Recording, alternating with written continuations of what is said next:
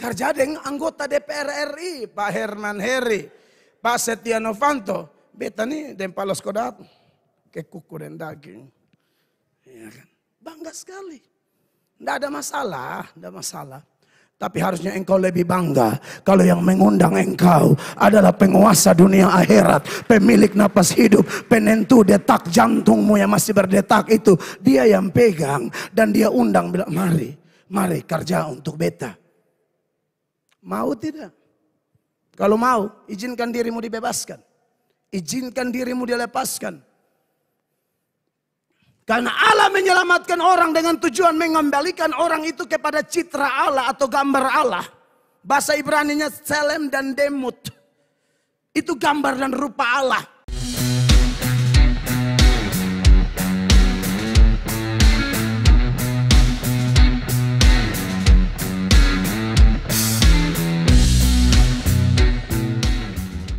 Efesus pasal 2 ayat 8 sampai ayat 10.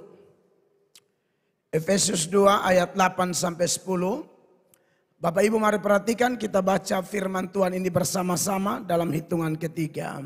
1, 2, dan 3. Sebab karena kasih karunia kamu diselamatkan oleh iman. Itu bukan hasil usahamu tetapi pemberian Allah. 9. Itu bukan hasil pekerjaanmu. Jangan ada orang yang memegahkan diri. 10. Karena kita ini buatan Allah, diciptakan dalam Kristus Yesus untuk melakukan pekerjaan baik yang dipersiapkan Allah sebelumnya. Ia mau supaya kita hidup di dalamnya. Tepuk tangan untuk firman Tuhan yang berkuasa. Firman Allah berkata bahwa langit dan bumi pasti akan berlalu, tetapi firman Allah tidak akan berlalu.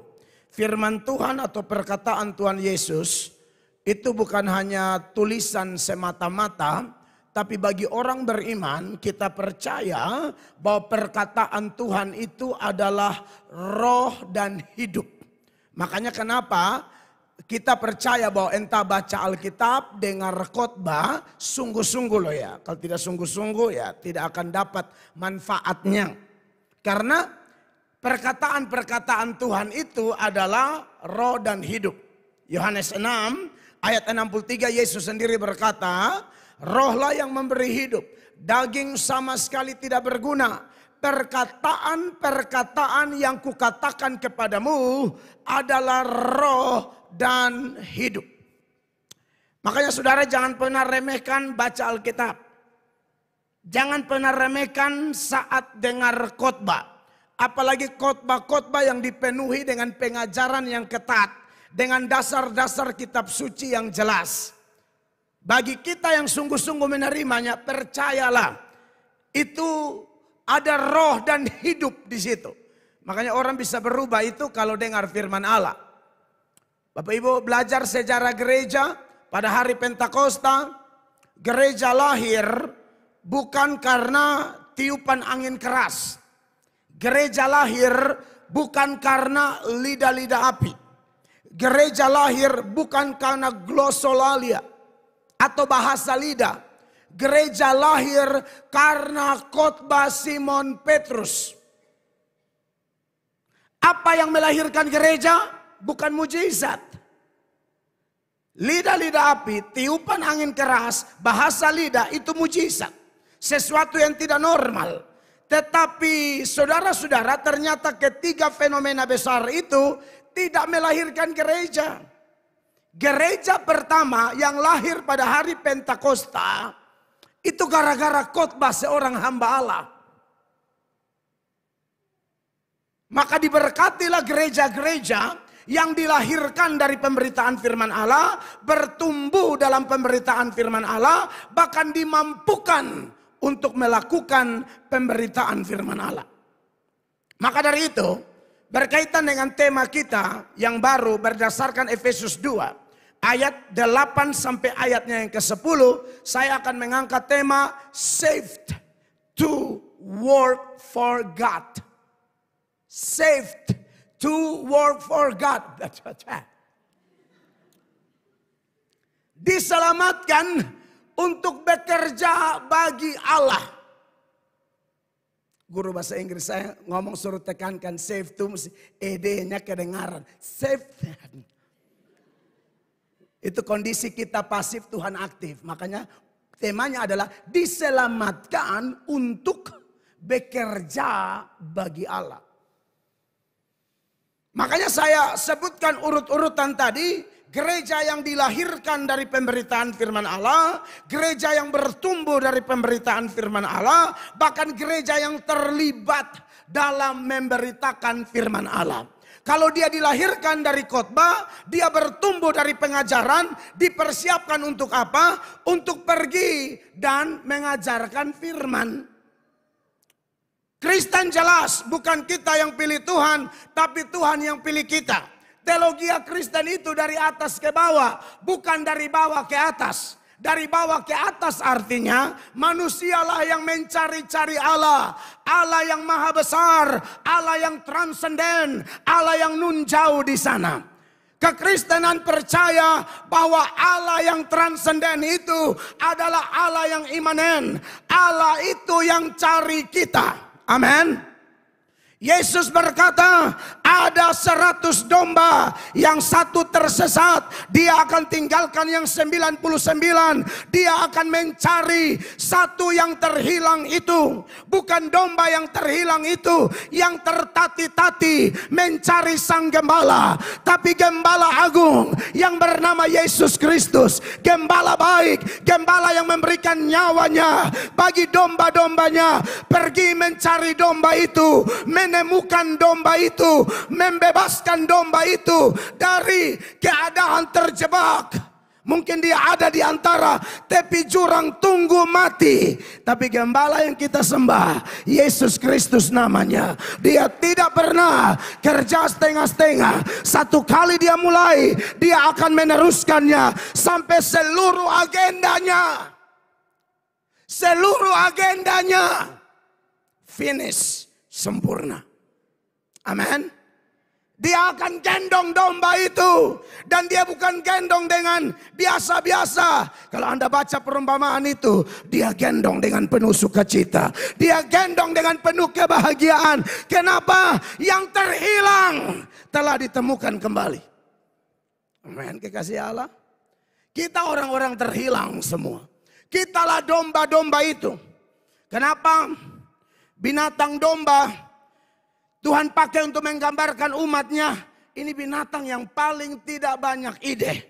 Ini binatang yang paling ikut arus. Ini binatang yang paling gampang tersesat. Ini binatang yang tidak bisa jalan sendiri. Kalau jalan sendiri, got. Kalau jalan sendiri, jurang. Maka dia butuh yang namanya gembala. Dan Yesus Kristus Tuhan yang kita sembah, dia memproklamirkan dirinya, akulah gembala yang baik. Gembala yang baik memberikan nyawanya untuk domba-dombanya. Saudara-saudara yang diberkati oleh Tuhan Yesus Kristus, menarik bahwa sang gembala baik ini, dialah yang berinisiatif mencari kita.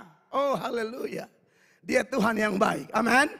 Maka kalau ada orang datang gereja, ada orang bisa memenuhi satu ruangan ibadah, kami pendeta-pendeta tidak boleh bermegah, tidak boleh sombong, tidak boleh merasa bahwa jasakulah, terobosankulah, pengajarankulah, khotbah-khotbahkulah yang menarik orang itu. No, no, no, no. Paulus berkata, aku menanam, Apolos menyiram, tapi pertumbuhan adalah Allah.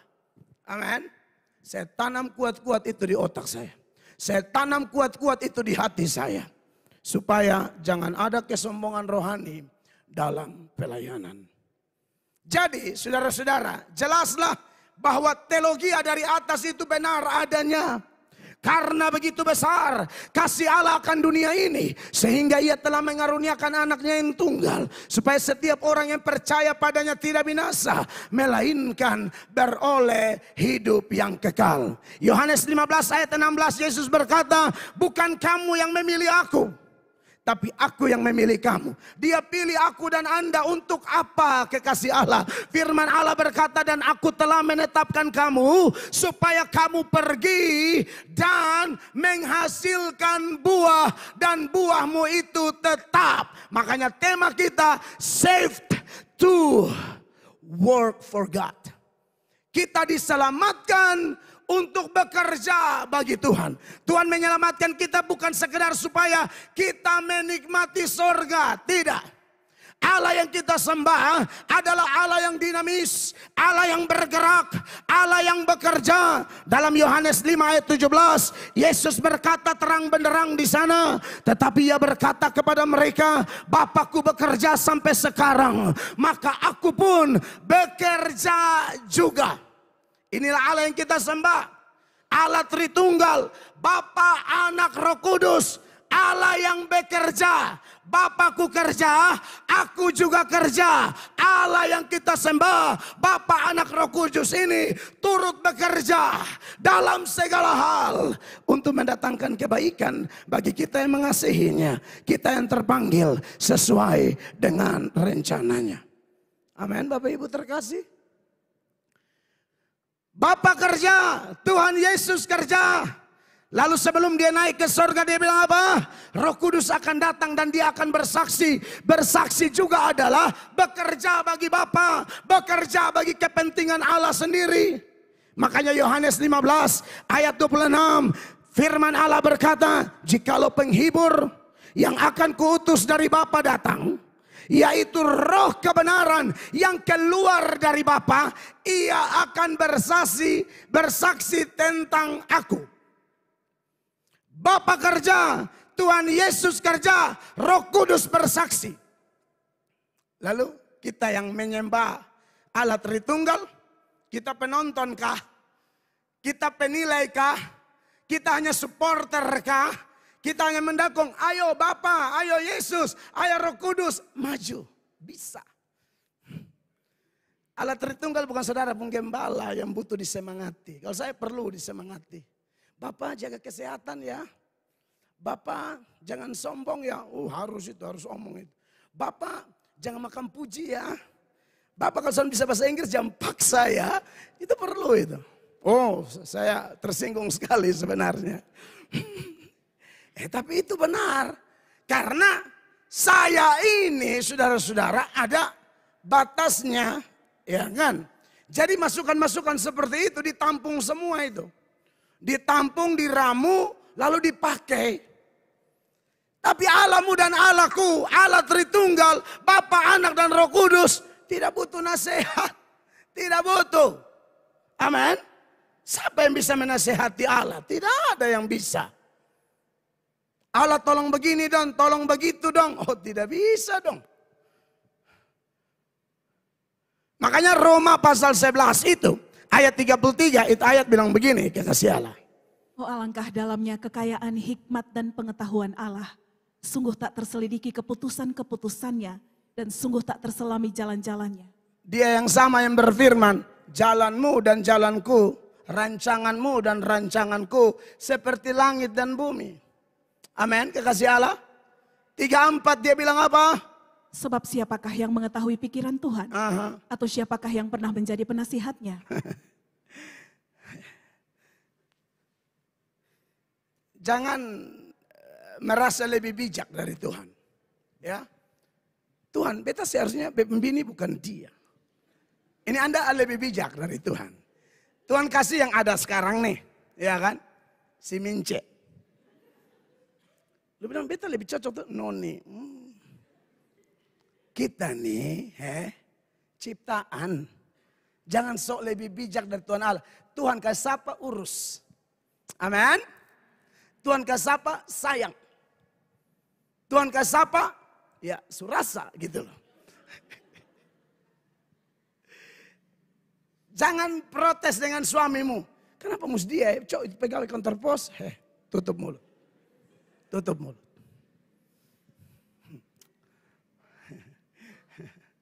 Saudara-saudara, jadi tidak usah rasa lebih bijak dari Tuhan Allah ya. tak usah nasihat Tuhan Allah. Tuhan sudah tahu saya dan saudara itu cocoknya dengan siapa, hadapi apa. Termasuk ibu yang bersaksi tadi, sakit model apa. Itu semua luar biasa itu kesaksian tadi. Hanya kasihan Mam Toson kasih tahu nama saya. Jadi pulang saudara cerita, pokoknya ada ibu baju putih.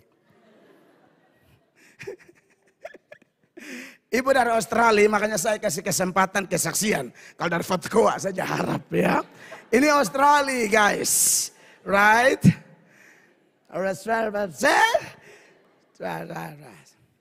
Amin, jadi bersaksi.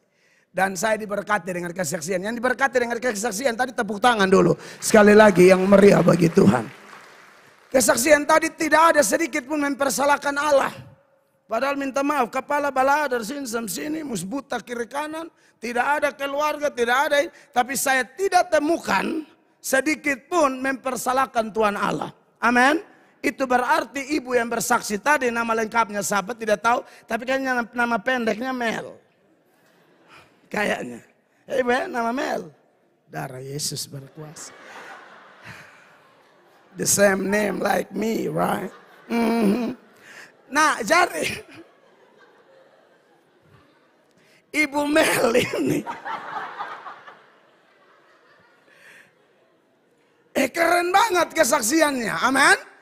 Tuhan tidak pernah salah. Oh haleluya. Kita bersyukur untuk membuat kita lebih semangat terima khotbah. Dibuka dengan satu kesaksian kisah nyata luar biasa. Yang beliau alami itu bukan kesembuhan ilahi. Yang beliau alami itu operasi. Kalau kesembuhan ilahi tidak pakai medis ya. Tetapi melewati setiap operasi seperti itu. Yang kita yakini dokter alat medis pun adalah perpanjangan tangan Tuhan. Beliau tetap berkata rancangan Tuhan terbaik. Allah tidak pernah tinggalkan kita. Allah punya miliaran cara untuk menyelamatkan setiap orang yang berserah kepadanya. Lalu kalau sudah selamat ngapain? Bersaksi.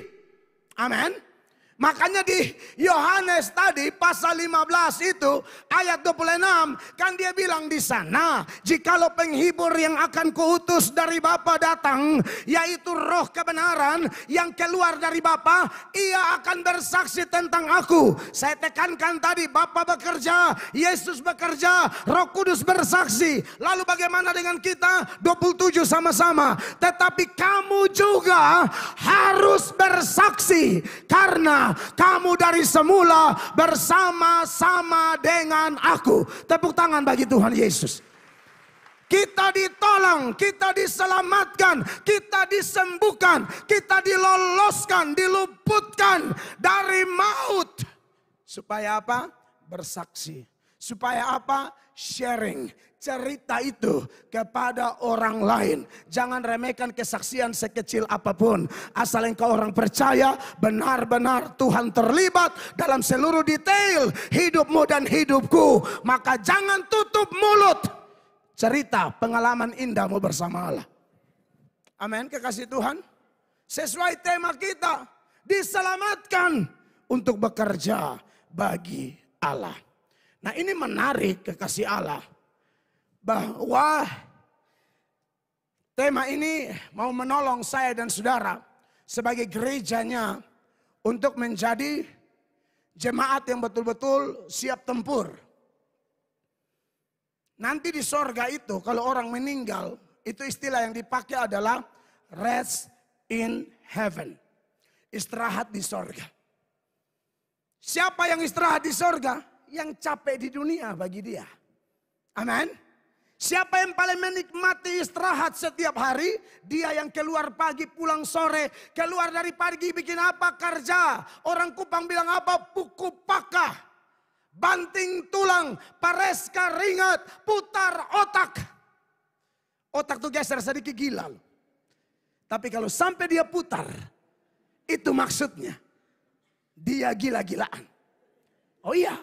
Dia kerja total. Dia all out. Dia gila-gilaan. Untuk apa? Untuk sekian rupiah. Untuk apa? Sebongkah berlian. Bagi istri yang materialistis. Lu pulang sama berlian, lu lihat. Lu makan daun papaya manta. Iya kan?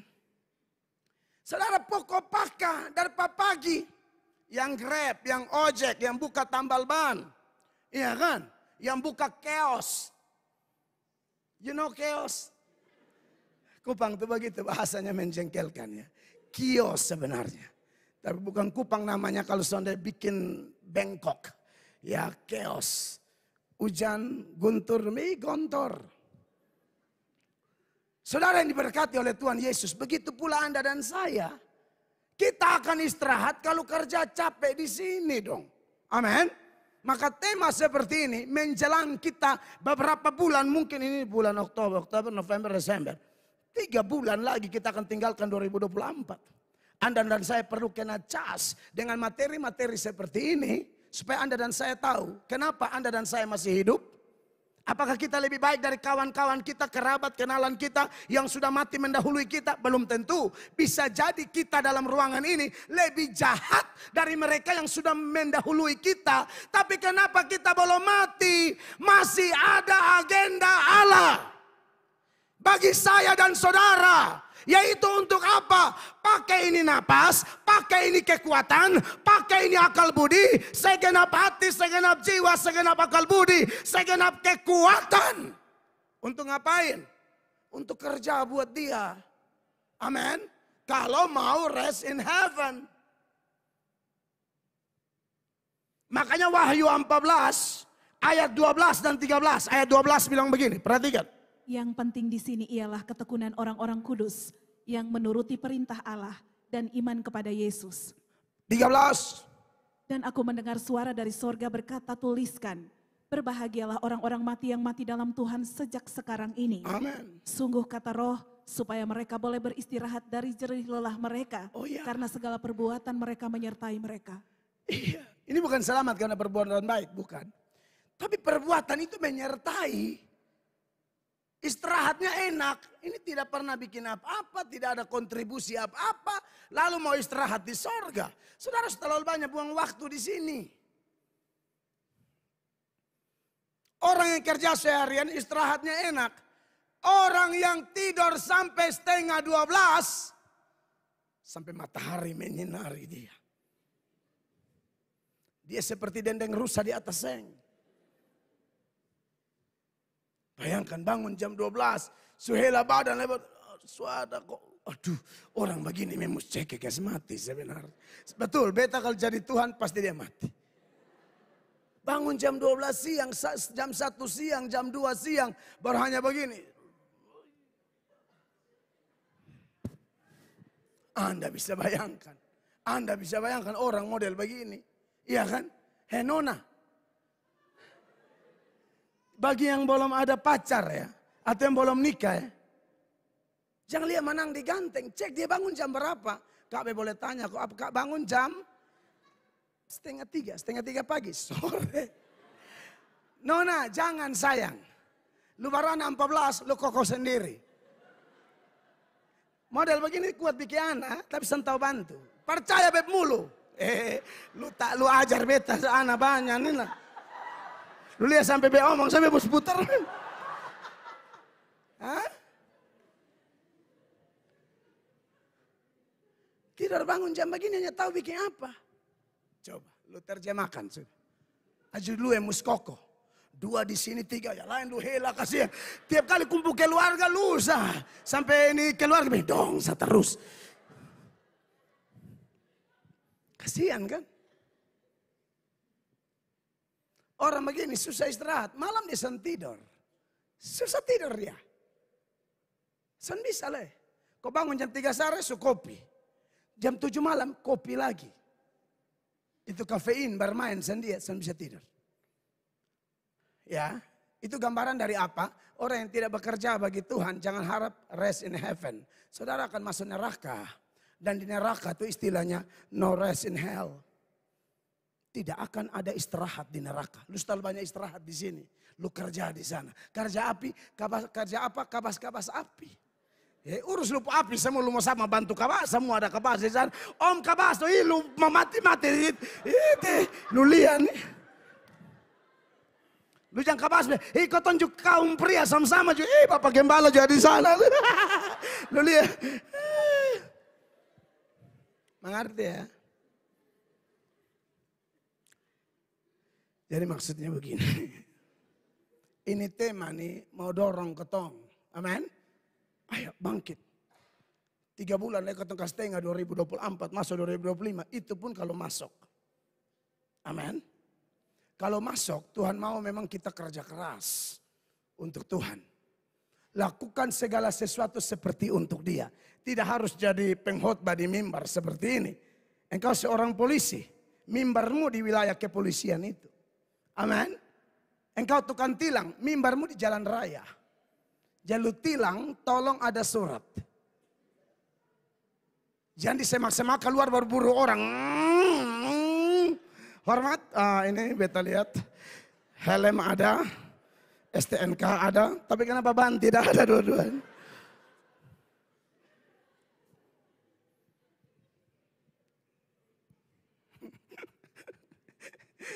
Orang gila sah. Yang naik motor pakai helm, pakai dehasan, pakai ban. Memang lumus kena tilang ya.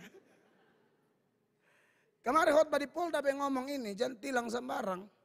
Semua polisi nakal, hanya mencegah. Kemarin langsung di Polda langsung markas memang. Bukan omong-omong di sini saja langsung. Beta bilang pesan tilang sembarang. Ya, sekarang banyak orang sekolah hukum dia mengerti hukum. Kadang-kadang dia sengaja umpan lupa tilang dia bilang oke, sebelum tilang dia tahu surat-surat. Beda dengan orang sekolah hukum apa nau. Polisi datang langsung berapa pak. Woi debat. Lu kuliah semester 5 parcum. Cabu belum kumis dan bibir-bibir. Manangkas tipis-tipis kumis kes ganteng-ganteng. Panau. Debat dong. Berapa maaf. Aduh. Turut berduka cita. Debat dong. Orang tua ke sekolah hukum tuh. Karena tilang betul omong dulu. Karena beta pernah nonton atau pernah baca. Tidak bisa tilang sembarang begitu. Harus kenapa kok? Bisa tahu. Ya.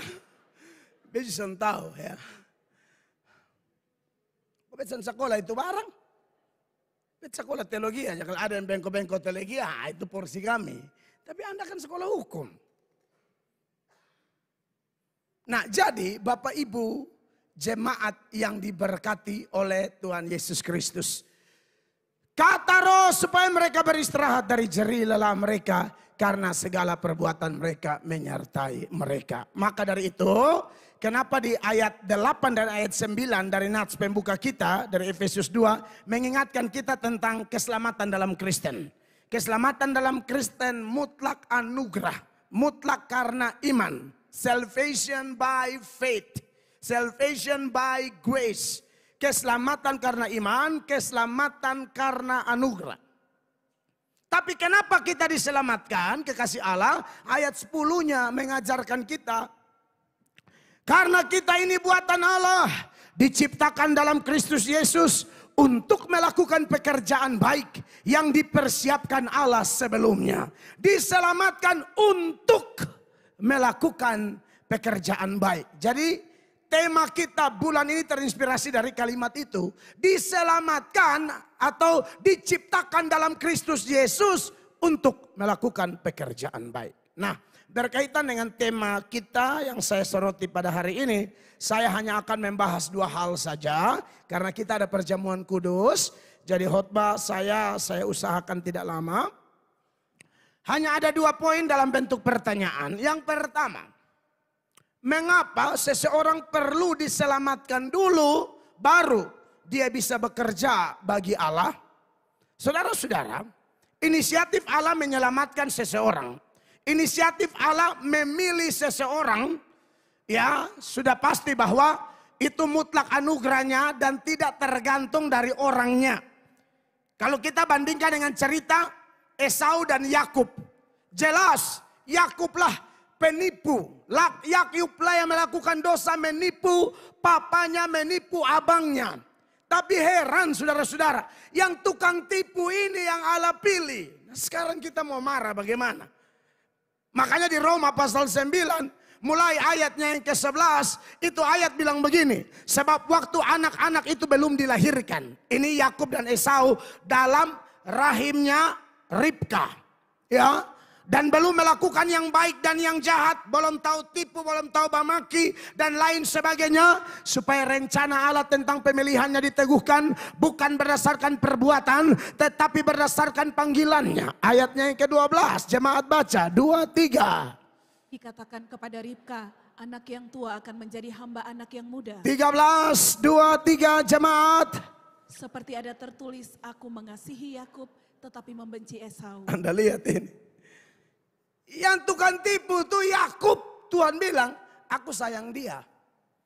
Esau yang karena tipu, aku benci dia.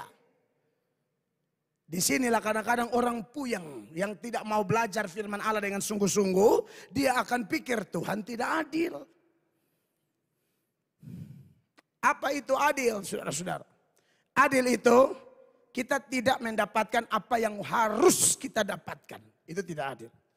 Tapi untuk urusan belas kasihan, untuk urusan sorga, untuk urusan anugerah, tidak ada urusan. Itu haknya Tuhan. Siapa yang berhak masuk sorga di sini? Tidak ada.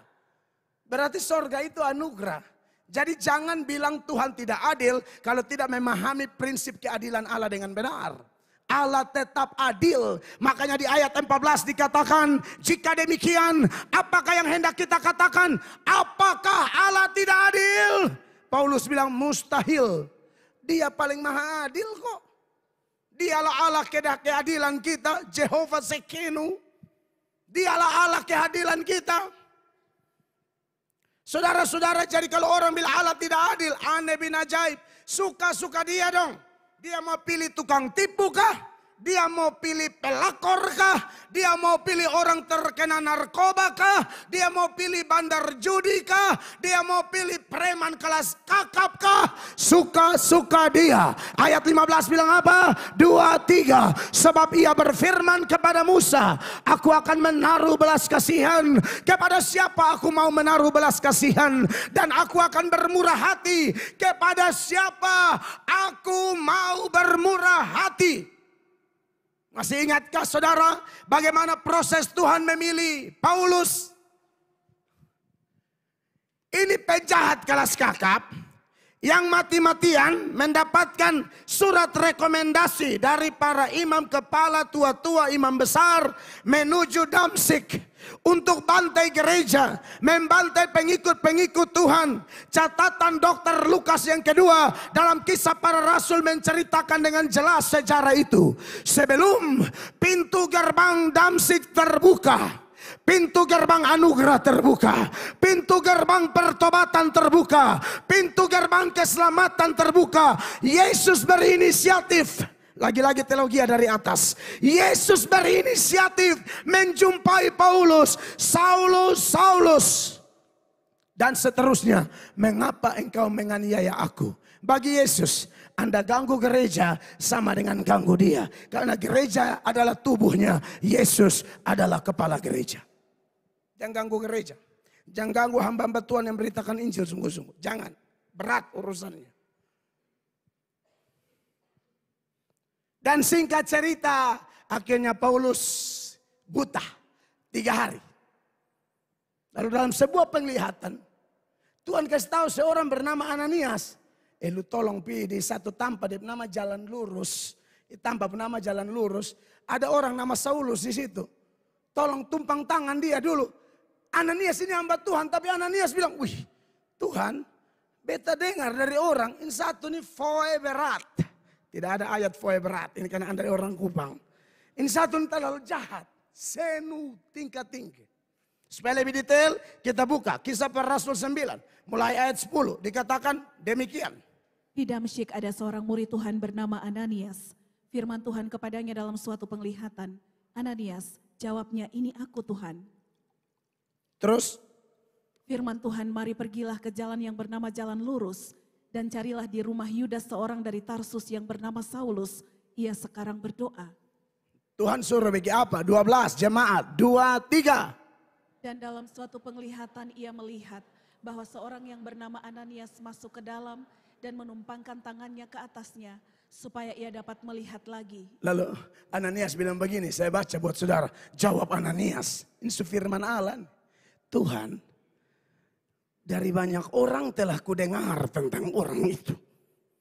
betapa banyaknya kejahatan yang dilakukannya terhadap orang-orang kudus di Yerusalem. 14. Dan ia datang kemari dengan kuasa penuh dari imam-imam kepala untuk menangkap semua orang yang memanggil namamu. Tidak masuk di otak Ananias sebagai seorang hamba Allah. Tuhan buat apa urusin setan satu? Kalau kena ketumpu otak ya. Otak orang Kupang, orang NTT, Indonesia Timur. Orang yang jahat begini kau tak mau kalau bisa dia mati. Iya kan? Itu kan hatimu dan hatiku. Saya rasa saya juga tidak berani memasang standar saya lebih tinggi dari Ananias. Karena Ananias seorang hamba Tuhan. Kadang-kadang kata hamba Tuhan juga salah nilai orang. Hanya karena lihat orang pun jatuh bangun, lihat orang pun background, lihat orang pun salah-salah. Waktu anggap oh ini tidak ada harapan. In satu ini berat, gila berat. Siapa kita? Tidak ada. Tidak ada pendeta berhak menghakimi orang begitu.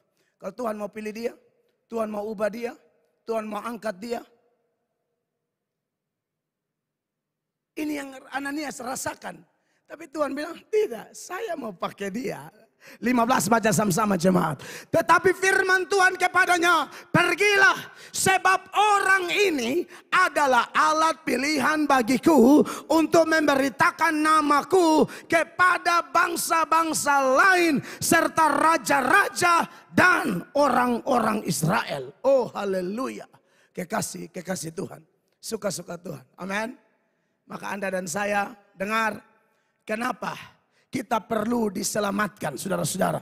Karena ini pekerjaan kudus. Kita tidak boleh menjadi seorang yang diikat dosa, menjadi hamba dosa. Tidak bisa. Kita melayani untuk membebaskan orang dari ikatan-ikatan dosa. Maka pelayan itu harus sudah mengalami kebebasan lebih dahulu dari berbagai ikatan-ikatan yang membelenggu itu. Sehingga dia tahu cara melepaskan orang.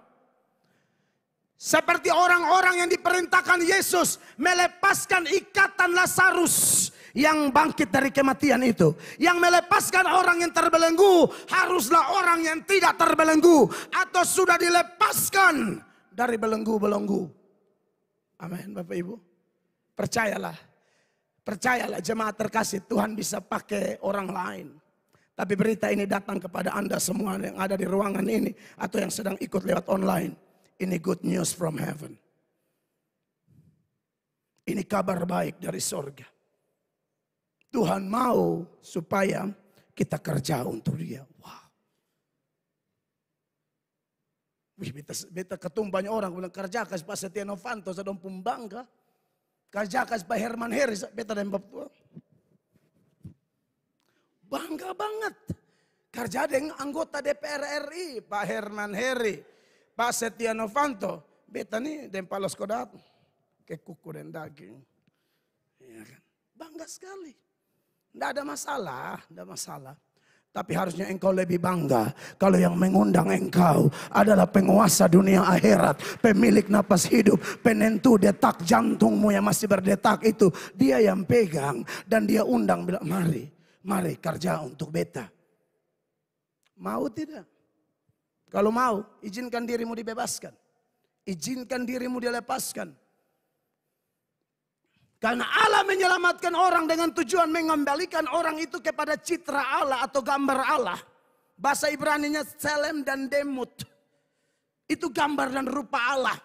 Allah mau kembalikan ke situ. Kenapa? Karena pada waktu manusia jatuh dalam dosa, yaitu manusia yang adalah wakil kita, nenek moyang kita Adam dan Hawa itu, ketika dia mengalami kejatuhan, mengalami yang namanya total depravity atau kerusakan total. Maka Yesus datang memilih, menetapkan kita, membuat kita percaya supaya semakin hari kita semakin serupa dengan gambarannya.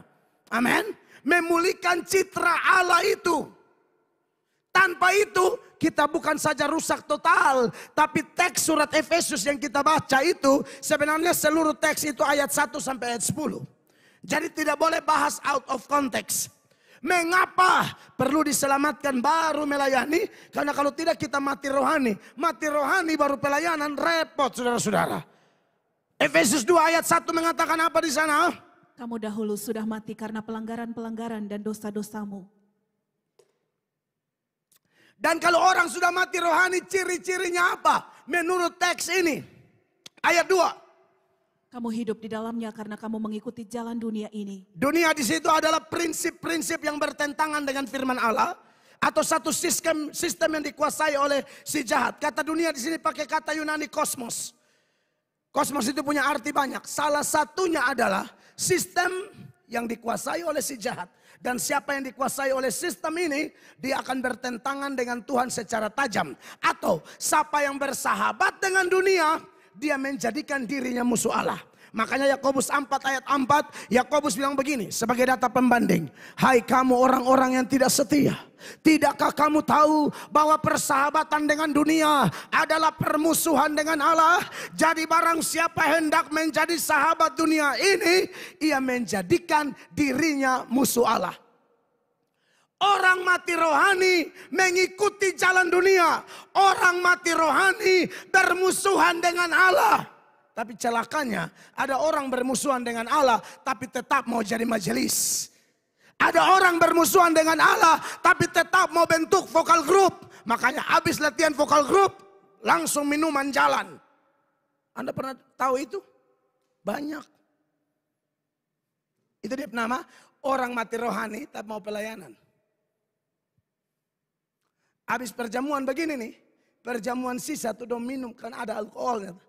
Dom bilang ya rohani su habis, sekarang tiba yang rohana. Itu mabok sampai stola miring. Pulang tuh stola suke pawang ular dari India. Rumah di sana, minum terlalu banyak. Dia pulang pisan, son pernah sampai di rumah. Orang rumah di sana. Dia jalan semakin jauh dari rumah. Dia bilang, awih dia besok hilang ini. Dia lu yang bodoh. Ini pernah terjadi di Rote. Ini terinspirasi. Ini pernah terjadi di Rote. Bapak pendeta pulang hilang 4 hari. God, benar. Cari-cari baterai, panggil Bapak tua pun nama. Katakanlah ini Bapak Uno begitu ya contoh. Bapak Uno, halo Bapak Uno di bawah. Kenapa di situ Bapak Uno kasalah ini orang lain? Dia itu Nei itu mah ada Nei. Nei pi ajak minum selepas ibadah deh.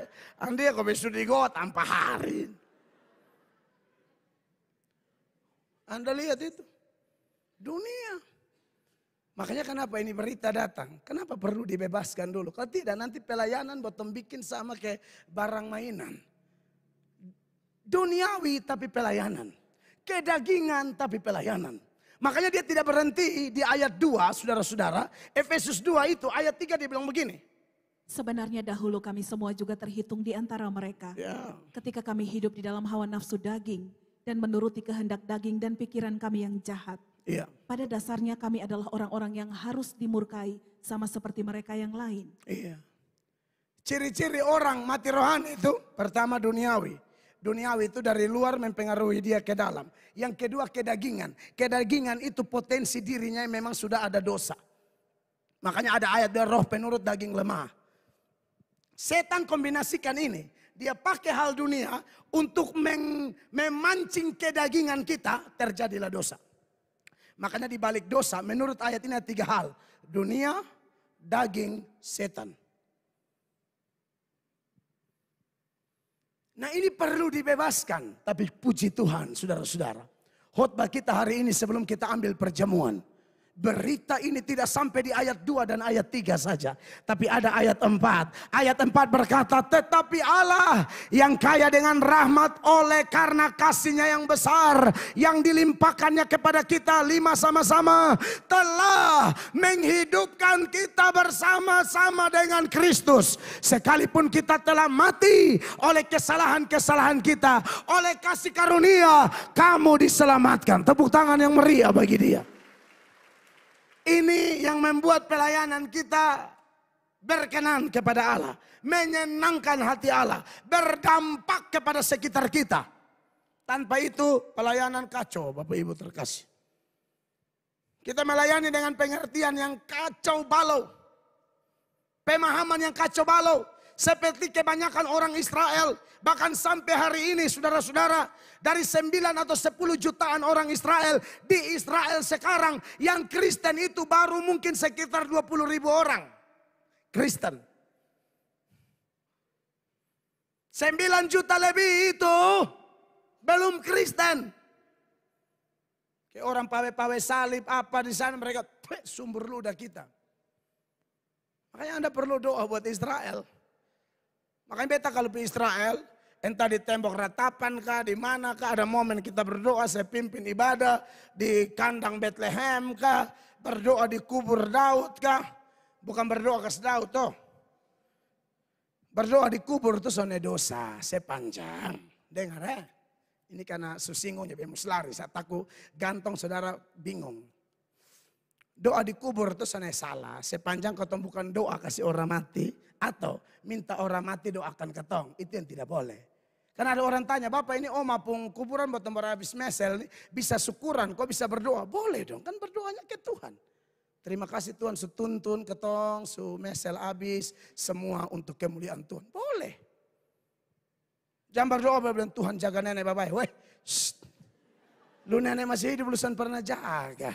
Cucu durhaka. Lu kan yang bikin mati nenek. Nenek pun doi pensiun tuh hilang lu. Sebenarnya nenek tahu, mana nenek dapat tangkap terakhir tuh dia serangan. Cucu, apa model begini? Kekasih Allah. Mari kita tinggalkan hubungan cucu dan nenek tadi. Jadi kalau saya berdoa di sana, beta berdoa salah satu berdoa buat Israel yang belum bertobat. Dan itu yang dilakukan Paulus, karena Israel ini mereka belum selamat. Tapi kalau pelayanan, semangat kegiatan, ini tercatat di Roma 10 tuh, mulai ayat 1. Paulus bilang apa? Roma 10:1. Saudara-saudara, keinginan hatiku dan doaku kepada Tuhan ialah supaya mereka diselamatkan. Mereka di sini Israel ya, nanti baca teks sebelumnya. Saudara-saudara, keinginan hatiku dan doaku kepada Tuhan ialah apa? Supaya mereka diselamatkan. Artinya apa? Mereka belum selamat. Paulus berdoa, Tuhan tolong selamatkan bangsaku, sukuku, kaumku. Karena mereka ini belum percaya engkau. Tapi soal kegiatan ayat 2 bilang begini, saya baca. Sebab aku dapat memberi kesaksian tentang mereka bahwa mereka sungguh-sungguh giat untuk Allah tapi tanpa pengertian yang benar. Bahaya orang terlibat pelayanan begini. Pelayanan ini bukan cuma ikut rame. Karena faktanya banyak yang pelayanan pengertian tidak benar, suka-suka dia. Disendengar arahan gembalanya. Gembala suruh hidup kudus sesan mau. Makanya orang mati rohani, kata orang lain, dia bikin lain. Kalau domba tuh peka dengan suara gembala. Gembala bilang kanan-kanan, kiri-kiri. Kalau yang gembala orang lain, dia bikin lain. Bukan domba, kambing. Kalau bukan bebek. Kalau kambing kan tarik kembali, dia tarik. Koton tarik dia tarik kembali. Domba, koton jalan di depan. Gembala jalan, domba ikut. Bebek, lu jalan di depan, bubar dia.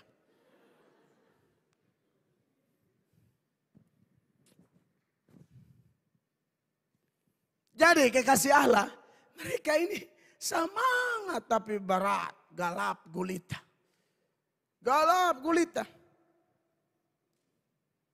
Ayat 3 sama-sama jemaat 2-3. Sebab oleh karena mereka tidak mengenal kebenaran Allah dan oleh karena mereka berusaha untuk mendirikan kebenaran mereka sendiri, maka mereka tidak takluk kepada kebenaran Allah. Makanya ada orang yang berseru, Tuhan aku perlu buat demi namamu. Tuhan aku usir setan demi namamu. Tuhan aku bikin mujizat demi namamu. Tuhan aku majelis 2 periode. Tuhan aku gembala 5 tanpa. Tuhan aku panitia KKR. Tuhan aku panitia konser. Tuhan aku yang bantu bikin vanderen gereja. Tapi Tuhan aku tidak kenal kamu pembuat kejahatan. Lu pun tenaga lu terlibat. Tapi beta kan minta lu pertobatan dulu.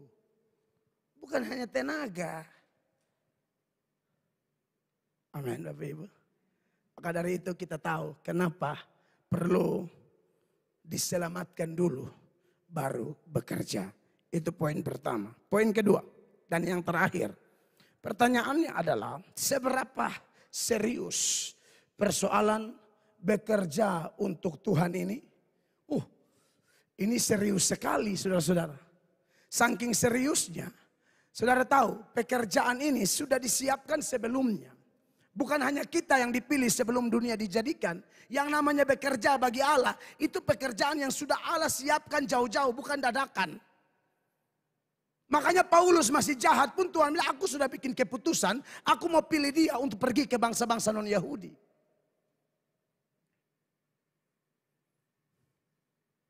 Makanya di Efesus 2 ayat 10 itu, saudara perhatikan teksnya sekali lagi. Karena kita ini buatan Allah, diciptakan dalam Kristus Yesus untuk melakukan pekerjaan baik. Pekerjaan baik ini sudah disiapkan dari kapan? Yang dipersiapkan Allah sebelumnya. Anda lihat. Saya juga baru mengerti bahwa sebenarnya di hati Bapa, di pikiran Bapa, di rencana Bapa, nanti ada pendeta nama Mel Atok. Ini membuat beta tambah semangat. Ini bukan rencana dadakan. Ini bukan rancangan pas Mel Atok bertobat waktu di Injili di terminal tiba-tiba di sorga rapat. Di bertobat, dia potong kasih pelayanan. Bukan. Ini sudah ada di pikiran. Hanya beta tidak tahu. Ya, beta tidak tahu beta pun sejarah hidup, lahir dari bapak mama seperti apa, keluarga seperti apa, lingkungan seperti apa, teman bergaul sapa-sapa saja, saya tidak mengerti itu. Tapi setelah baca firman, dalam terang firman Allah dan tuntunan Roh Kudus, aku mengerti bahwa yang namanya bekerja bagi Allah itu bukan agenda dadakan, tapi agenda yang jauh sebelumnya sudah ada di hati Tuhan. Bahkan sebelum ibuku mengandung aku, Allah sudah siapkan aku untuk melakukan pemberitaan Injil, termaksud sore ini saat aku berseru dan mengajak kita, ayo kita kerja sama-sama untuk Tuhan. Tidak ada yang kebetulan. Semua terskenario dengan sempurna. Amin. Kekasih Allah. Seberapa serius? Oh, tidak berhenti sampai di situ. Bukti bahwa ini sesuatu yang sangat serius, dia tekankan di sini. Ia mau. Ini bukan gembalamu yang mau. Bukan bapamu yang mau. Mamamu yang mau, aku orang tuamu, kami tidak punya kuasa untuk mengapa-ngapakan kamu. Tapi yang mau ini adalah Bapa, Anak dan Roh Kudus.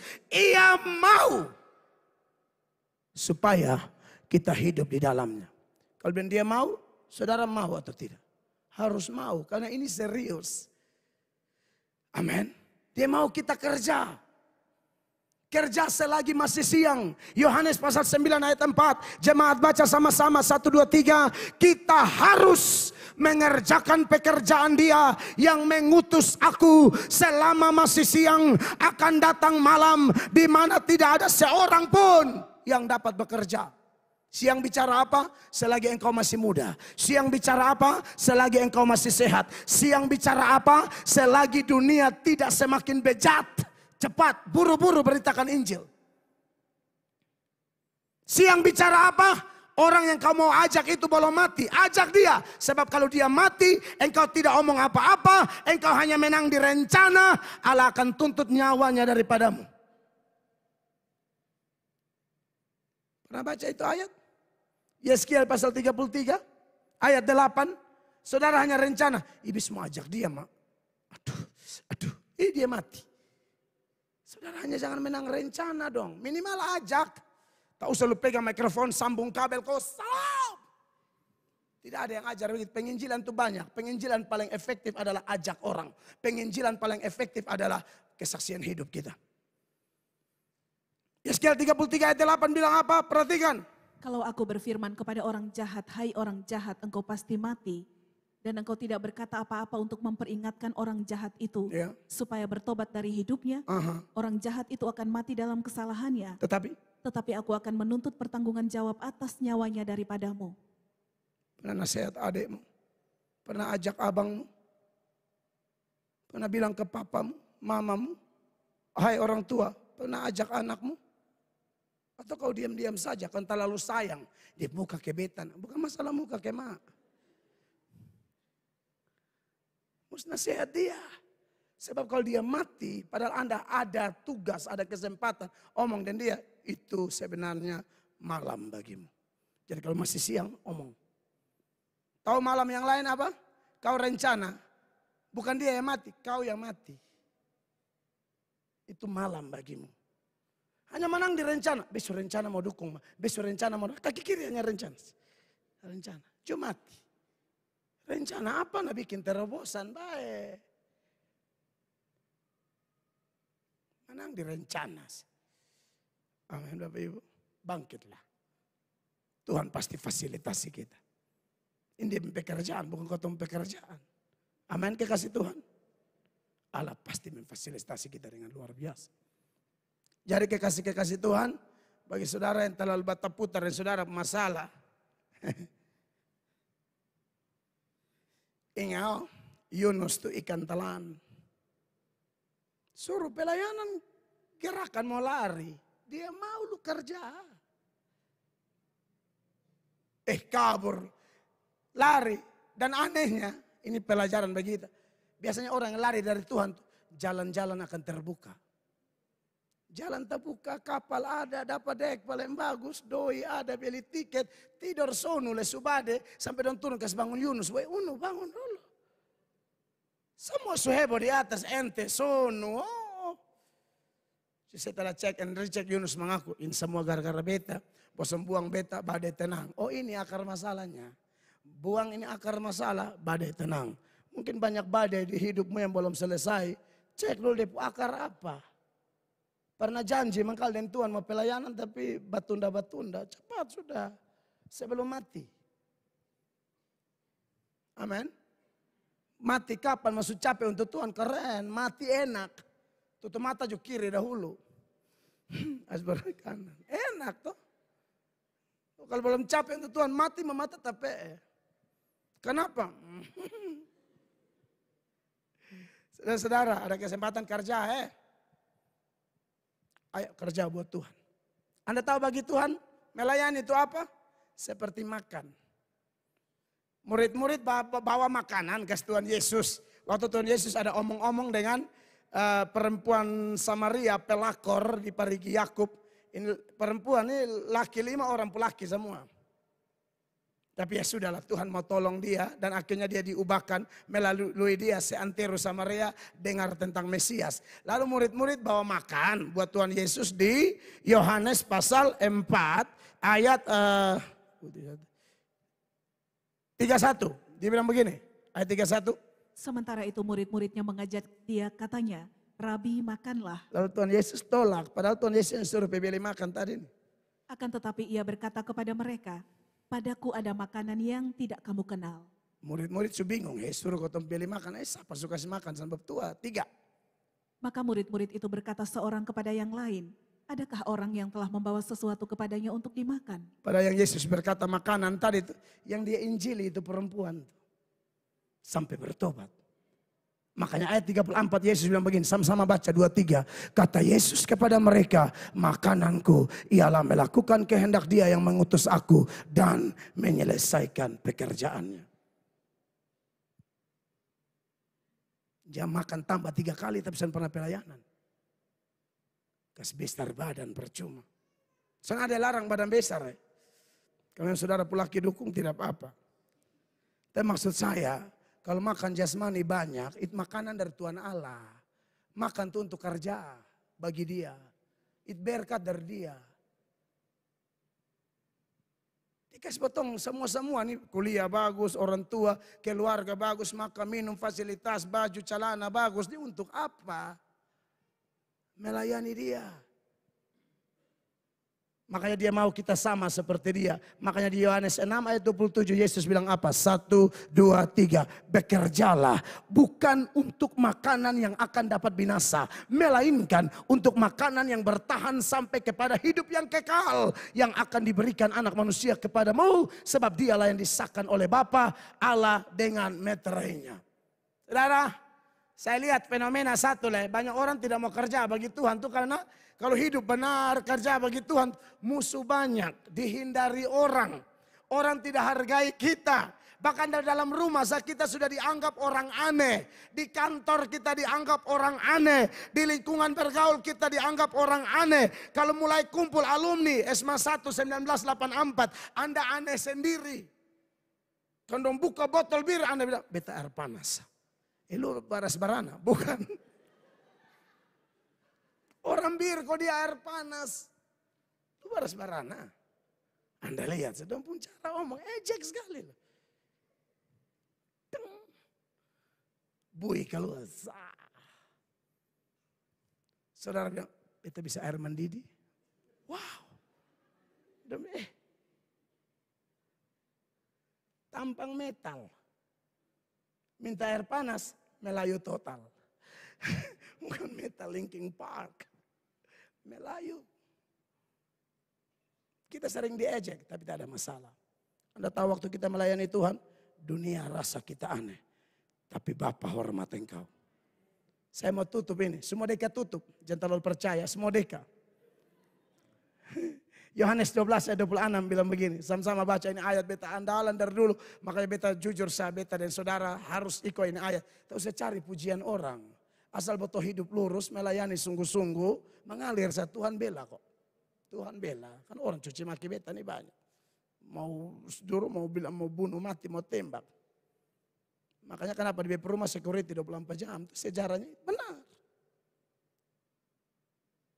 Tidak mungkin ada satu rambut di kepalaku jatuh ke bumi ini di luar izin. Dia berjanji bilang begini, 1, 2, 3. Barang siapa melayani aku, ia harus mengikut aku. Dan di mana aku berada, di situ pun pelayanku akan berada. Barang siapa melayani aku, ia akan dihormati Bapa. Saudara, bapak mantu tidak hormat, Bapa di sorga hormat. Amin. Bapak kandung tidak hormat, Bapa di sorga hormat. Bapak anisan hormat, Bapak di sorga hormat. Apa cuma Bapak kecil? Bapak besar. Atau Bapak puadik. Pokoknya Bapak di sorga hormat kita. Dan orang yang mendapatkan penghormatan bahkan pujian dari Allah seperti inilah. Badai seperti apapun kita tahan uji. Ayat penutup 2 Korintus 10 ayat 18. 1, 2, 3. Sebab bukan orang yang memuji diri yang tahan uji. Melainkan orang yang dipuji Tuhan. Beri tepuk tangan yang meriah bagi Tuhan. Ayub dipuji Tuhan. Makanya proses kayak apapun dia keluar sebagai emas murni. Selamat melakukan firman. Dan kita akan ambil perjamuan. Memperteguh pengajaran kita. Karena kita disuruh pergi untuk melayani. Makan perjamuan tujuannya supaya tambah semangat pelayanan. Sekali lagi tepuk tangan yang meriah bagi Tuhan. Mari kita berdiri bersama-sama, saya selesai. Nanti kita sambung minggu berikut, petugas perjamuan ada di depan.